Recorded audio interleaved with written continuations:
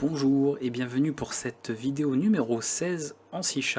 On passe à la suite, on avait fait précédemment les classes abstraites et là on va parler des interfaces. Je vous avais expliqué précédemment que c'était une notion très importante avec les classes abstraites pour comprendre ce que nous verrons notamment concernant le polymorphisme qui est un autre concept essentiel également en programmation et on verra tout ça en détail. Passons sans plus attendre au code et je vais vous montrer un petit peu ce qu'il en est.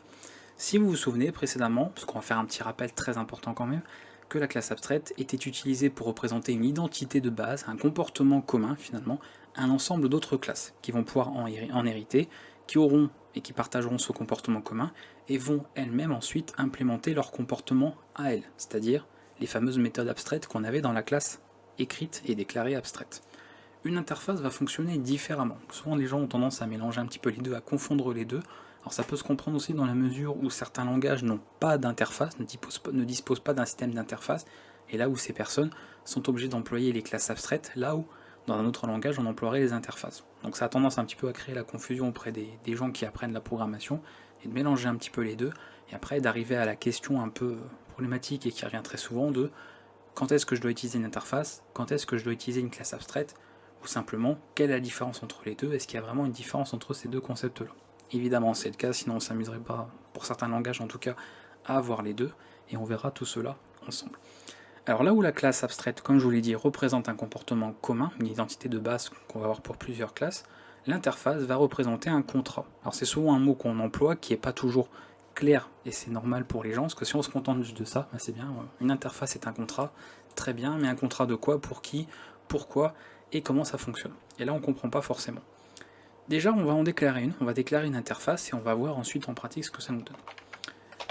L'interface utilisera le mot-clé interface, incroyable bien sûr, et on va la représenter, alors ça dépend des conventions bien sûr sur les langages, par un I majuscule et ensuite suivi du mot que l'on veut.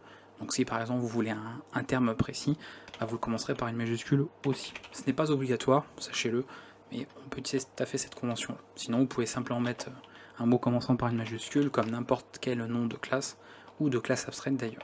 Donc on verra par rapport à ça. Alors l'interface ici, là où on avait vu que la classe abstraite concerne des objets, des classes d'accord, qui vont avoir des relations communes, un comportement commun, l'interface, elle ne parle pas ici, elle ne concerne pas en fait des classes qui auraient un comportement commun. On peut tout à fait en fait avoir une interface qui ensuite va être utilisée par des classes qui sont complètement différentes, d'accord, qui ne partagent aucune similitude, aucune particularité similaire dans leur comportement, et c'est là tout l'intérêt des interfaces, en tout cas parmi d'autres intérêts et d'autres avantages de s'en servir. Prenons l'exemple de la dernière fois, si vous vous souvenez en tout cas, je vais juste le rappeler, on avait vu l'exemple des fameux consommables, des objets consommables, avec notamment l'histoire du livre magique, l'histoire aussi du sandwich, donc des consommables qu'on pourrait consommer dans un jeu vidéo, un jeu de rôle par exemple, et on a finalement des objets ici qui ont un comportement commun, donc on avait compris que l'usage de la classe abstraite était tout à fait bienvenu à ce moment-là. Maintenant, si je veux, dans mon jeu vidéo, avoir quelque chose pour représenter en fait la possibilité de pouvoir échanger des éléments. On est d'accord que échanger des consommables, ça semble assez logique. Mais on devrait pouvoir éventuellement échanger d'autres choses. Par exemple, si on parle d'un système d'armement, un système d'équipement, ben j'aimerais moi pouvoir donner la possibilité, éventuellement, à ce que certains équipements soient échangeables. On peut imaginer aussi dans un jeu, voilà, surtout les jeux en ligne notamment, qui par exemple proposent des systèmes de monture, de familiers de combat, de véhicules, même de moyens de transport quels qu'ils soient, bah de permettre aussi l'échange entre tout ça. Et là on commence à s'égarer déjà. Parce qu'autant les consommables, on comprenait bien que proposer de rendre échangeables des sandwichs, des livres, des grimoires magiques, ok, on peut trouver un comportement commun parce que ce sont tous les deux des consommables, donc il y a quelque chose voilà, qui est en commun. En revanche, consommer une monture ou un familier, voilà, ça peut être quand même très problématique. Donc là, on est sur quelque chose évidemment de différent. Et si vous commencez à consommer un bouclier, une épée ou une armure en cuir, c'est pas pareil, c'est pas très, on va dire, gourmand, pas très génial comme repas. Après, chacun fait comme il veut, mais c'est pas forcément conseillé. Donc l'interface, elle va être dans ce système-là, de proposer en fait des capacités, des fonctionnalités qui sont tiers, en fait, qui sont vraiment, qui peuvent être complètement lointaines par rapport à votre classe de base, mais utilisables dans des classes qui n'ont pas de comportement, qui ne partagent pas finalement de comportement commun. Donc cette histoire de rendre échangeable, pour moi c'est une capacité que je vais pouvoir rendre disponible via une interface qui va définir un contrat.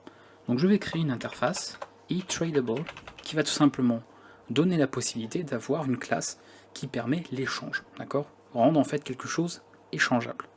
Donc je vais l'écrire tel quel. Ici, je m'embête pas avec des modificateurs d'accès, public, private, etc. parce qu'une interface, c'est public, d'accord? C'est un contrat, voilà. C'est une interface, j'ai cherché un mot, mais oui, c'est une interface, c'est dans le nom, qui indique voilà, tout ce qui est public, et c'est-à-dire tout ce que devra remplir une classe qui va implémenter cette interface. Okay, dans le cas de l'héritage, on dit qu'une classe étend une autre classe, on parle de extend, d'accord? Et dans une interface, on dit qu'une classe va pouvoir implémenter une interface. Donc ici, je vais faire ça, et je vais pouvoir indiquer automatiquement des éléments qui par défaut sont publics, dans tous les cas, donc je ne vais même pas m'embêter à marquer le mot-clé public, et écrire des méthodes directement, et des méthodes qui sont forcément abstraites. Pareil, comme c'est automatiquement tout abstrait, il n'y a pas d'implémentation dans une interface, vous n'avez pas besoin d'utiliser le mot-clé abstract. Okay, donc on va pouvoir vachement raccourcir les écritures. Faisons ici quelque chose du style, donc là je quitte un peu l'exemple qu'on avait fait tout à l'heure qu'on avait fait en fait avec ce que j'avais expliqué sur les classes abstraites, et on va revenir sur quelque chose qui est propre ici aux interfaces. D'avoir notamment, alors je vais mettre void comme titre de retour, d'accord, parce qu'il n'y a pas de problème. Donc échangeable, c'est-à-dire qu'un objet par exemple qui ne serait pas lié à votre personnage, d'accord, donc de dire bah voilà un objet qui est échangeable, il peut être vendu. Du style, on va reprendre l'exemple dans la vidéo précédente, vendu à un marchand. Voilà, il y aura cette possibilité là. Éventuellement là il y aura un objet, alors je ne vais pas mettre un type, mais on pourrait imaginer un format d'objet, d'accord, quelque chose voilà, sur lequel on pourrait travailler, mais comme je n'ai pas ces classes existantes, je ne vais rien mettre comme paramètre, mais bien sûr dans un vrai exemple on aurait quelque chose d'un peu plus complet que ce que je vous montre. Là je fais vraiment le plus simple pour que vous compreniez un peu le principe. Donc j'ai ça pour l'inventaire marchand. D'ailleurs on pourrait commenter ce qu'on fait dans une interface, on fait d'énormes commentaires pour indiquer ce que contient finalement, ce à quoi va servir chaque méthode, et après on l'écrit. On peut aussi permettre, alors la vente on va mettre en auction house, c'est je crois, pour l'hôtel des ventes. Il y a souvent des hôtels des ventes dans les jeux en ligne, voilà. On peut avoir ce genre de choses. Ensuite on peut avoir donc un joueur en fait, un personnage joueur, et ainsi de suite. D'accord, on permet comme ça plusieurs éléments, et de dire qu'à partir du moment où un objet a la capacité, finalement, une autre classe, la capacité d'être échangeable, on va permettre, ou pas d'ailleurs, mais bon, ça veut simplement dire surtout que la classe en question qui va implémenter cette interface va devoir remplir ce contrat. Donc faisons-le, créons une classe directement, prenons notre exemple. D'ailleurs j'aurais pu remettre la classe comment dire, abstraite qu'on avait. On va le faire d'ailleurs, on va le renoter, vite fait. Et là évidemment ça va changer complètement. Admettons que je fasse un exemple simple.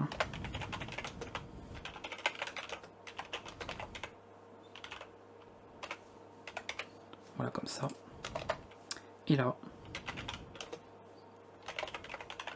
Donc weapon, on est d'accord, donc une arme par exemple, c'est un objet tel quel, et je vais pouvoir dire tout simplement qu'il va hériter en fait de mon interface. Donc je vais écrire tout simplement eTradable, voilà, et mon objet devient échangeable, d'accord? Un peu comme si en fait il héritait d'une classe, vous voyez, sauf que là il hérite, il implémente en réalité, il ne faut pas dire hérite parce que c'est pas de l'héritage, donc attention aux mots, mais il va en fait implémenter cette interface.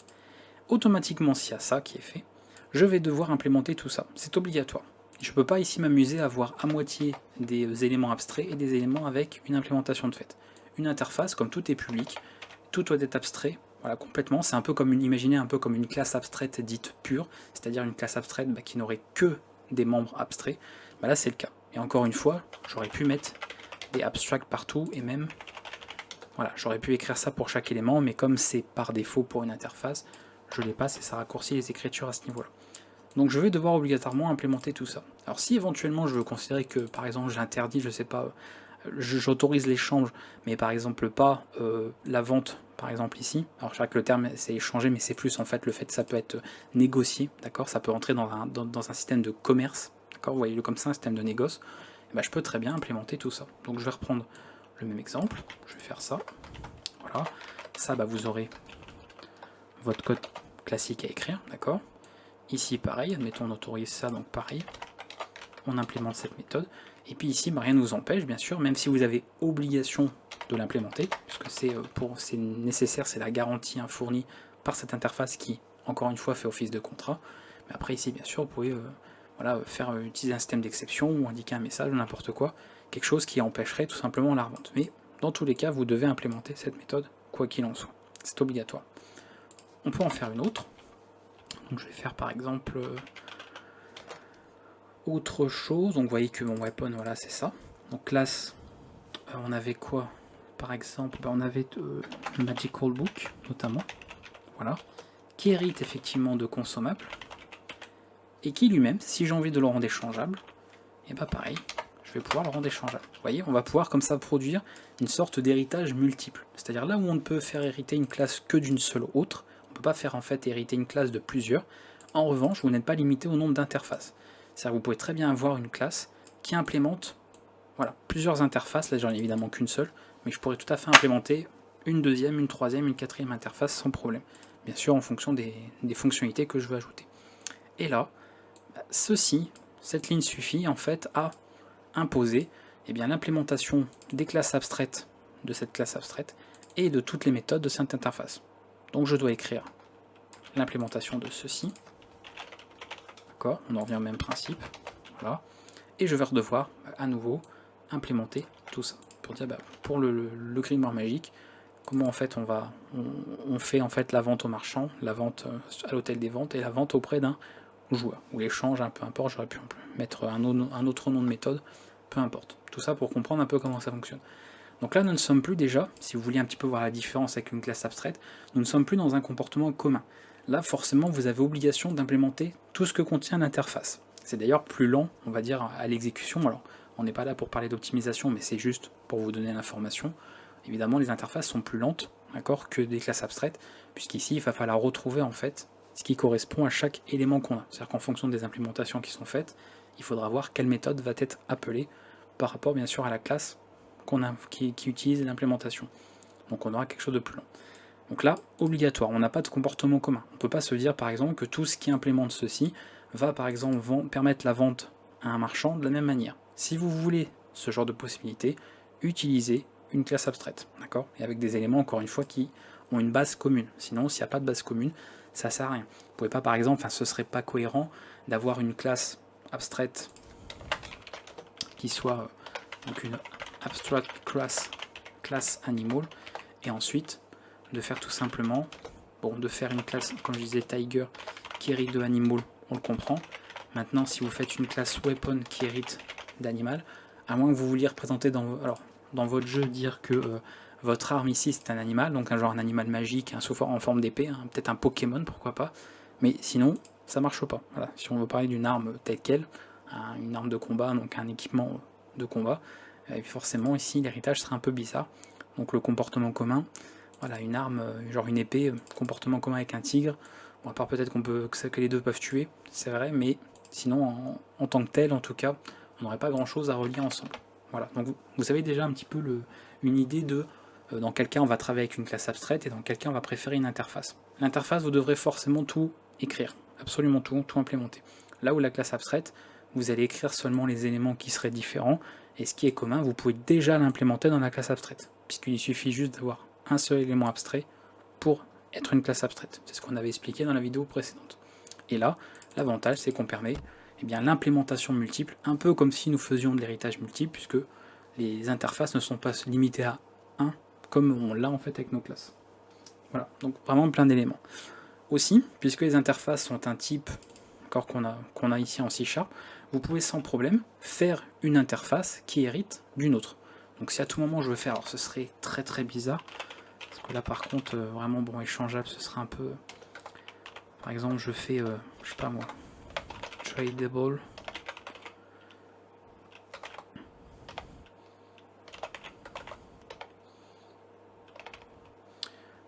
Genre par exemple entre plusieurs serveurs. Voilà.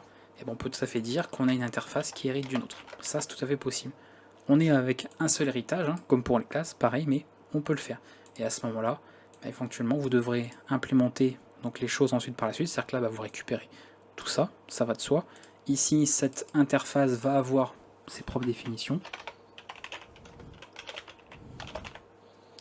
Donc c'est le tout, voilà, same, genre un autre serveur, etc.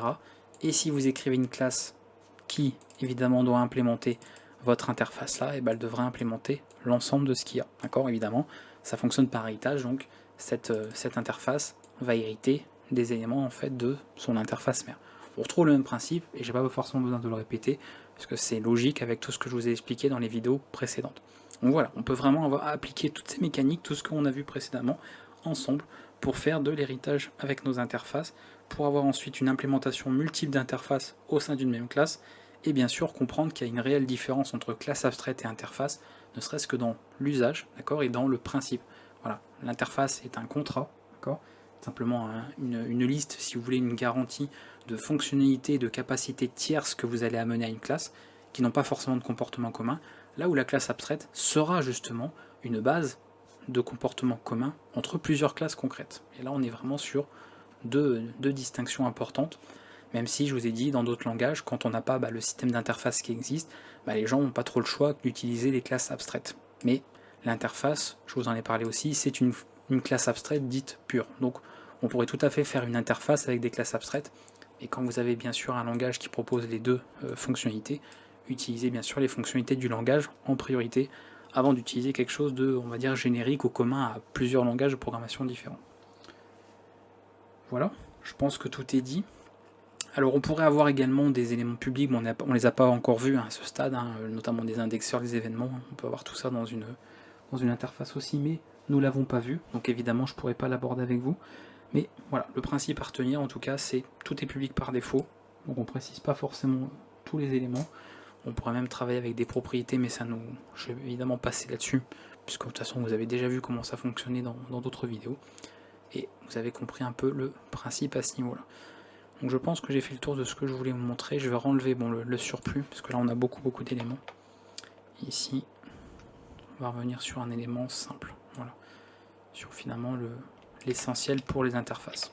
Donc vous définissez votre interface, vous écrivez les différentes méthodes, encore une fois juste la signature, un petit point virgule à la fin, on n'oublie pas, et ensuite une classe qui implémente, celle-ci doit permettre d'avoir ça. Donc là je vais pouvoir en fait donner la capacité d'une classe, quelle qu'elle soit dans mon application, d'être échangeable, d'accord, n'importe quel truc. Donc si je veux avoir autre chose plus tard, encore une fois, que je veux rendre échangeable, même si la classe mount et weapon n'ont pas de relation entre elles, c'est-à-dire qu'elles n'héritent pas d'une classe mère toutes les deux ou de la même classe, peu importe, et je peux parfaitement en revanche leur donner cette capacité. Et vous verrez que les interfaces que vous allez utiliser, qui existent dans les langages de programmation que vous manipulez, sont des interfaces qui fonctionnent telles quelles. Si par exemple, je sais pas, on veut créer une interface qui permet par exemple l'export, donc la sauvegarde d'un élément, que ce soit par exemple sous forme de fichier ou pour de l'impression ou que sais-je, et on est d'accord qu'on va pouvoir rendre exportable, sauvegardable finalement, différents éléments qui n'ont pas forcément de lien au départ entre eux. Donc les interfaces servent à ça vraiment. On n'a pas de relation directe de comportement commun entre les éléments. Pour autant, on donne des capacités tierces à différents éléments distincts sans problème avec cette fonctionnalité qui permet de faire une implémentation en fait, de notre interface. Voilà, je pense que tout est dit. J'ai rien oublié à ce niveau-là. Le plus important, bien sûr, c'est ce qui va venir. C'est pour ça que je voulais faire ces deux vidéos en amont, une sur les classes abstraites, une sur les interfaces, puisque le principal intérêt aussi de tout ça, c'est d'aborder le polymorphisme, et c'est ce que nous verrons juste par la suite. Donc vous comprendrez un petit peu à quoi ça sert. Pareil, on ne peut pas instancier d'interface, ça va de soi, c'est vrai que j'avais oublié de vous parler de ça, c'est quand même important, mais on peut parfaitement déclarer un élément de type interface. D'accord, je peux très bien faire itTradable, comme ceci, avec différents éléments, genre items, mais après par contre, bien sûr là, ça va changer. On va pas pouvoir par exemple instancier un élément de cette interface là. Vous verrez comment ça fonctionne un petit peu, parce qu'après ça empiète sur le polymorphisme, et c'est ce que nous verrons prochainement. Donc c'est tout l'intérêt encore une fois de ces deux notions qui sont, j'insiste beaucoup, très importants. Vous avez vu, si vous avez suivi en tout cas d'autres formations de la chaîne en programmation, où j'ai pu faire déjà des vidéos sur justement les classes abstraites des interfaces, j'ai toujours bien insisté là-dessus, en proposant pas mal d'exemples, justement que vous puissiez bien comprendre tout ça, parce que c'est vraiment un principe très important, et c'est tellement important, il y a tellement de gens finalement qui ne comprennent pas, qui ne l'assimilent pas comme il faut, qui se mélangent un peu les pinceaux, ou qui des fois font des confusions entre ces différentes choses, que j'insiste toujours pour vous montrer vraiment la différence qu'il y a entre chacun.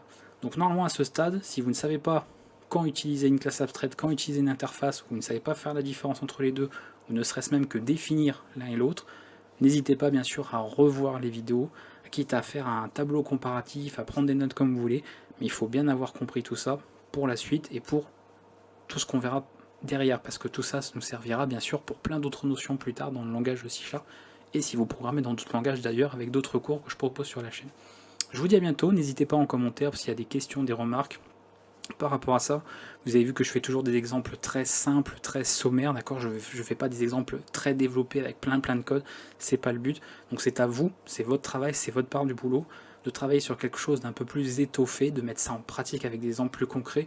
Moi je vous donne des fois des petites idées de début d'exercice, de projet ou de choses à faire. Après bien sûr c'est à vous qu'il revient de trouver des idées et d'expérimenter un petit peu tout ça en pratique pour comprendre un peu comment ça se met en place, toutes ces mécaniques, et comment cela fonctionne. Je vous dis à bientôt pour la suite, en tout cas de ce cours, pour de nouveaux contenus et de nouvelles aventures, on va dire, et prenez soin de vous, à bientôt pour la prochaine séance en C#. Ciao tout le monde.